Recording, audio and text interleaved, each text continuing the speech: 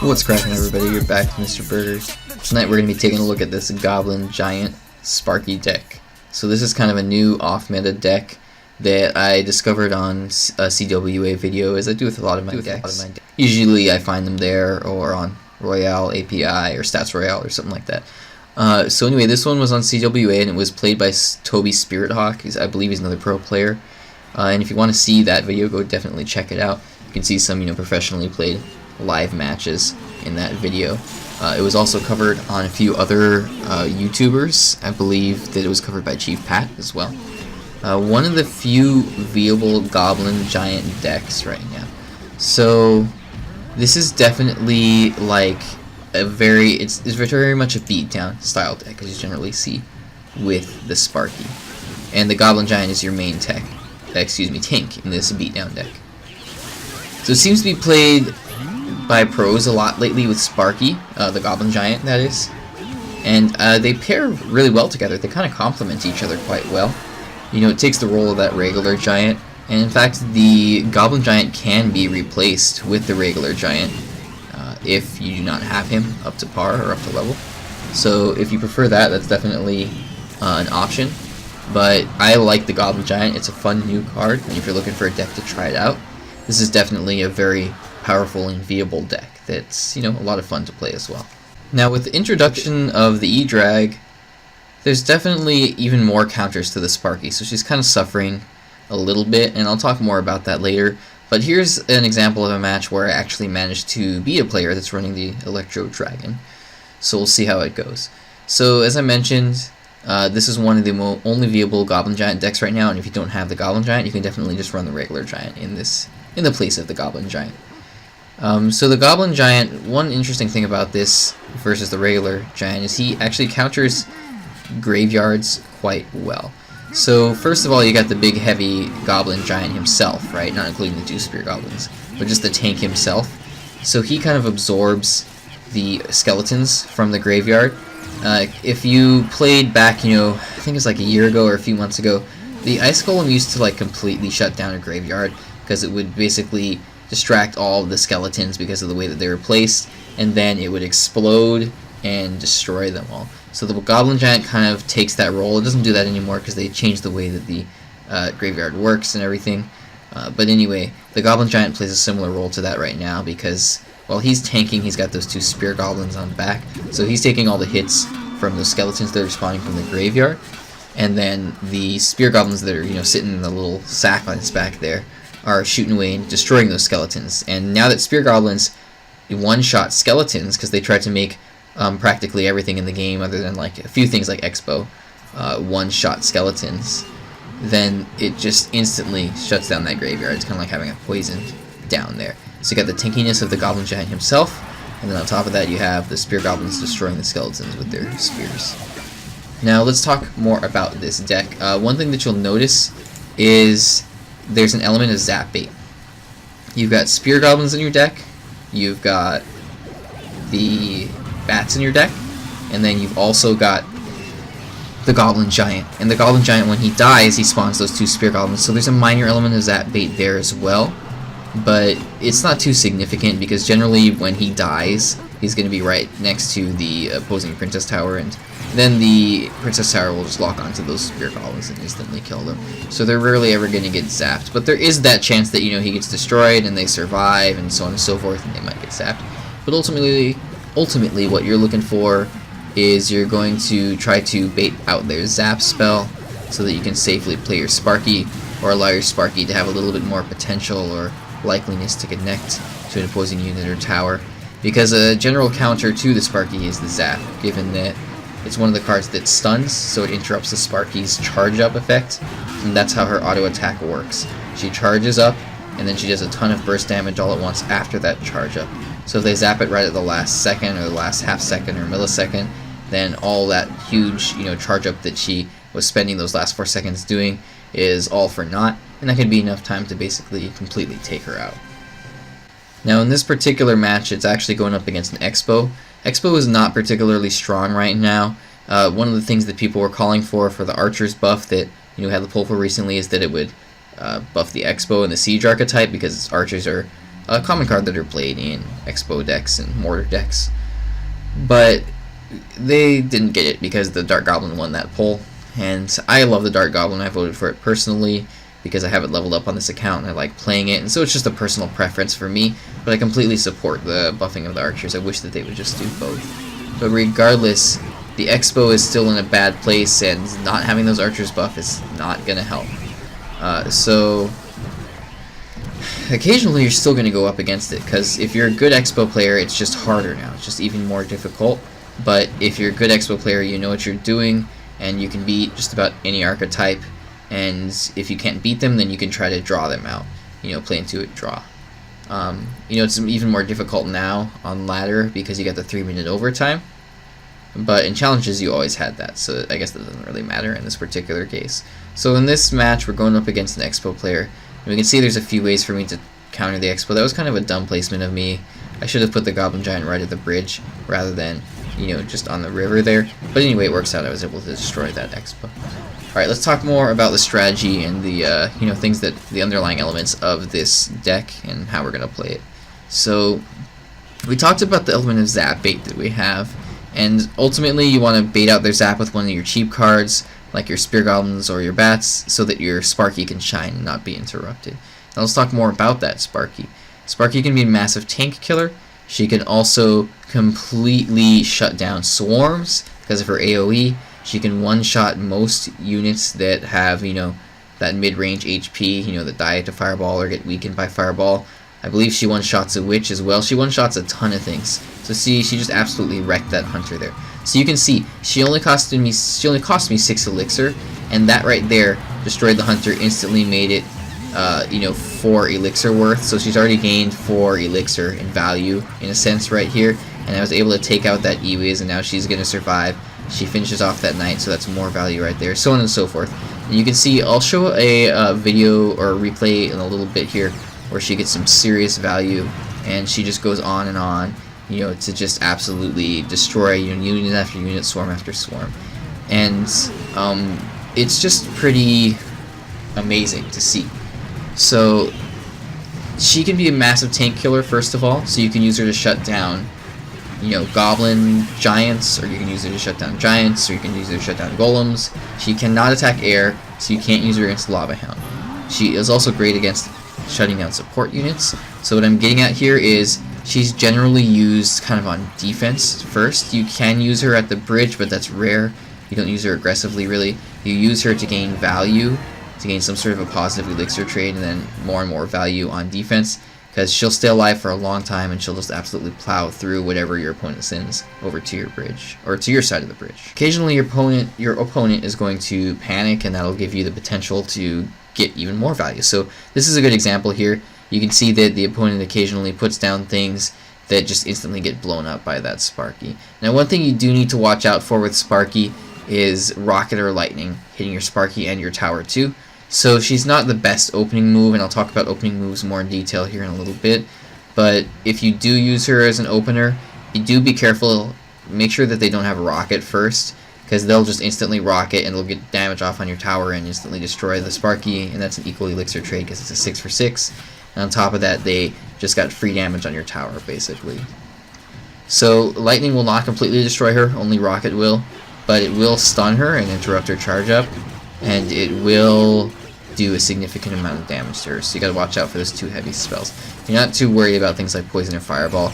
They leave her with a pretty good amount of health still, and there's a little bit above quarter, in between about a quarter and a half, I think. So, let's see. I talked about value already, but you can see in this replay, as I mentioned, occasionally they'll panic, and, you know, your Sparky will just keep blowing stuff up. So you can see he sent in the guards, she blew them up. He sent in the miner there, she blew them up. He connects to the tower here now, and she absolutely just blows that tower up. And then she's going to keep going on and proceeding here. She connects to the king tower again, and I think at this point he's pretty much just given up. So we're going to go ahead and triple or quadruple time this replay, finish it up there, move on to the next one. Alright guys, so in this one, I think there was like a funny missed rocket. We'll see how it goes. That I believe that's what eventually cost the opponent their loss, and that's just kind of how this game is. It's unforgiving. It's like you make one mistake and that's just it. You know, that can cost you the game completely. One little slip up, one little miss, you know, your finger slipped, and then that's it. So you gotta be really careful with stuff like that. So anyway, let's go ahead and get back to here what I was talking about. So you get massive value with your Sparky, and let's talk more about the introduction of the E-Drag. The introduction of the E-Drag is kind of an indirect nerf to the Sparky. Ooh, you can see there's the rocket that I was talking about earlier, getting that value on the tower too. That's why she's not the best opener in the back when you don't know that they have rocket or not, you know, whether they have rocket or not, rather. So anyway, the introduction of the E-Drag, let's get back to that. So since he stuns, right, anything that stuns is kind of a counter to Sparky. So the stunning effects, you know, will interrupt your charge. And if you have something like an E-Wiz or Zappies, or in this case the E-Drag, then it'll consistently attack her over and over again with their auto attack, and she'll just be stunned over and over. So the introduction of the E-Drag was kind of an indirect nerf to Sparky. I mean, I just feel bad for her. I mean, the poor girl, she's got so many stun cards that counter her right now. And, you know, she was such a huge powerhouse. So I remember when I first started this game, it was like, oh, they got Sparky, GG, there's nothing I can do. Because there wasn't. All you had was Zap. And maybe Ice Spirit. Even then, it was like, that was a newer card, I believe. I think. And then you would see her in lower arenas before you would get up to the Frozen Peak. And, man, she just wrecks stuff. But now there's so many counters. There's so many things that stun in the game. And the E-Drag is just another thing.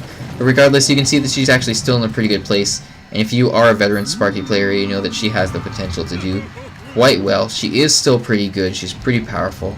And I definitely recommend giving this deck a shot.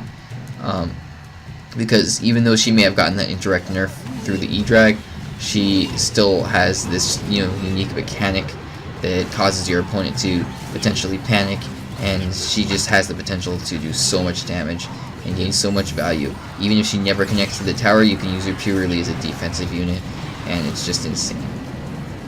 Interesting thing that I want to point out here, he's always going to rocket the Sparky, so you'll see that what he'll try to do is always place her away from the tower so that he never gets that extra damage off on the tower.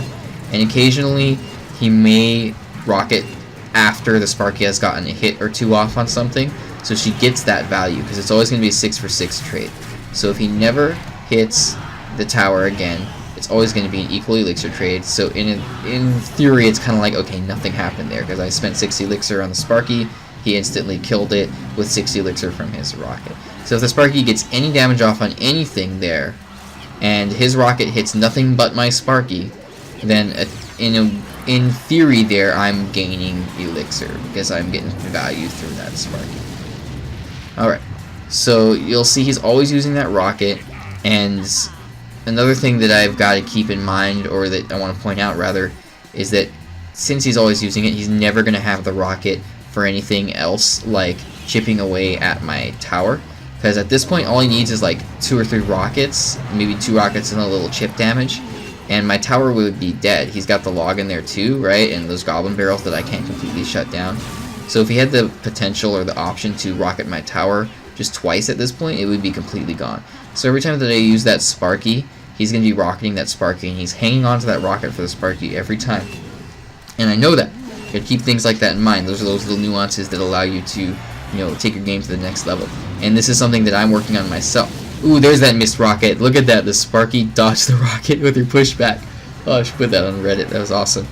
Anyway, since he, again, what I want to stress here, because this is really important, is that he's never allowed to rocket my Princess Tower, because he's always rocketing that Sparky, and I'm consistently placing her in a position where he doesn't get damage off on both the Sparky and the Princess Tower.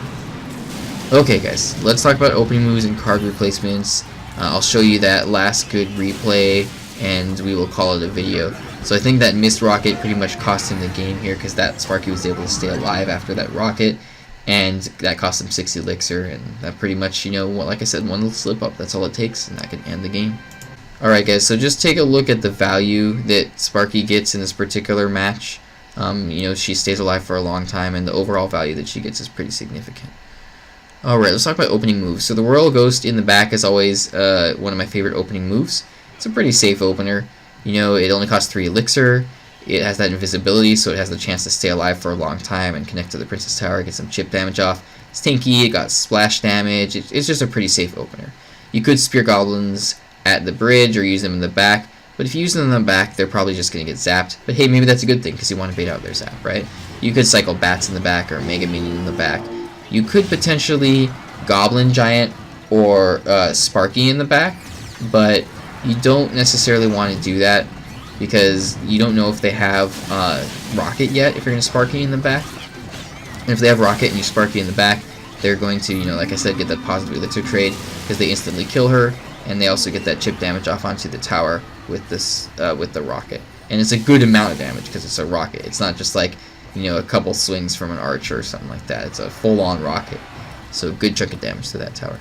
And if you Goblin Giant in the back, it's just kind of a little bit risky, because you don't know what their counter is yet to your Goblin Giant, and it's also a heavy costing card. It costs 6 elixir, which is pretty significant.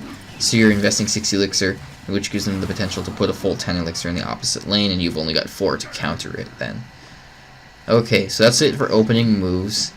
Let's see. Card replacements.